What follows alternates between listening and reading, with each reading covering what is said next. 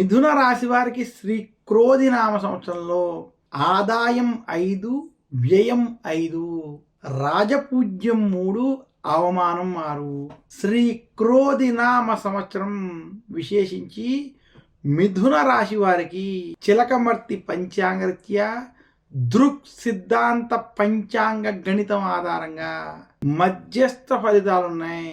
మిథున రాశి వారికి సంవత్సరం వ్యయస్థానంలో బృహస్పతి సంచరించడం, భాగ్యస్థానంలో శని యొక్క సంచారం, అలాగే మిథున రాశి వారికి దశమ స్థానంలో రావు, చతుర్థ స్థానంలో కేతు యొక్క సంచారం చేత మిథున రాశి వారికి వృత్తి, ఉద్యోగ, వ్యాపార పరంగా ఈ సంవత్సరం కొంత పురోగతి ఉన్నప్పటికీ ఆర్థిక సమస్యలు, ఆర్థిక చిక్కుల వల్ల ఇబ్బంది పడేటువంటి గోచార గ్రహస్థితి కనపడుతుంది.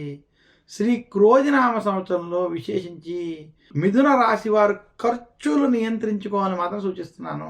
మిథున రాశి వారికి ఈ సంవత్సరం నిరుద్యోగులకి ఉద్యోగ ప్రయత్నాల్లో కొంత ఇబ్బందులతో కూడుకున్నటువంటి వాతావరణం కనబడుతుంది. గురుబలం లేకపోవడం, అలాగే అనేక చోట్ల ఉద్యోగపరమైన విషయాల్లో కొంత ఆటంకాలు ఎదురయ్యేటువంటి స్థితి కనపడుతుంది.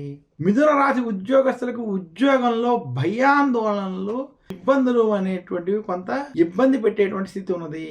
మిథున రాశి వ్యాపారస్తులకి ఖర్చులు అధికంగా ఉండేటువంటి స్థితి కనబడుతుంది.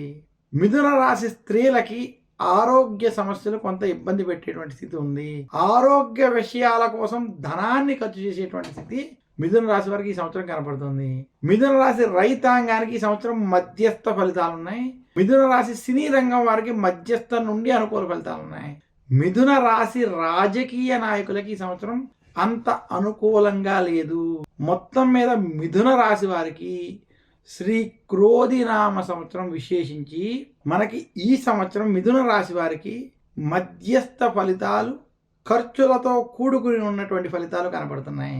మిథున రాశి వారు ఆర్థిక పరమైనటువంటి నిర్ణయాల్లో, ఆర్థిక పరమైనటువంటి విషయాల్లో జాగ్రత్తలు వహించాలి. అప్పులు చెయ్యొద్దు, అప్పులు ఇవ్వద్దు అని మాత్రం సూచిస్తున్నాను. మిథున రాశి వారికి విశేషించి విద్యార్థులకి ఈ సంవత్సరం కలిసి వస్తుంది. విదేశీ ప్రయత్నాలు వంటివి విద్యార్థులకి ఈ సంవత్సరం కొంత సత్ఫలితాలను ఇస్తాయి.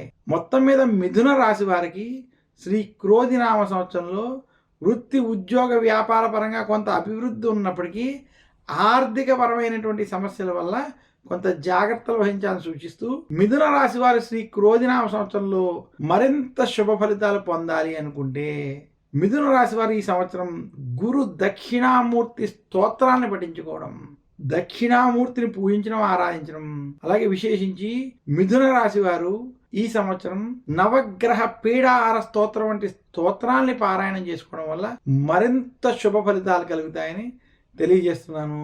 మిథున రాశి వారు ధరించవలసినటువంటి ఉంగరం పచ్చ. మిథున రాశి వారు ఆరాధించవలసినటువంటి దైవం శ్రీమన్నారాయణుడు.